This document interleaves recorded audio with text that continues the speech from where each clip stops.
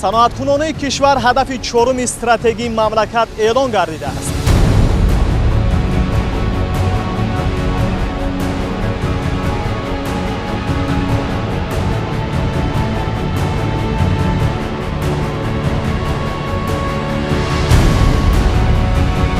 در نیروگاه برقی آبی راغون ناقل‌های استحصال نموده کارخانه ما استفاده می‌گردند.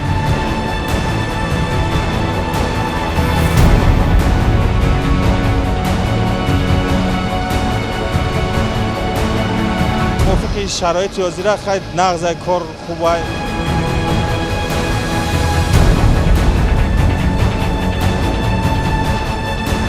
در همین چرخه ناقل پوره آماده می شود.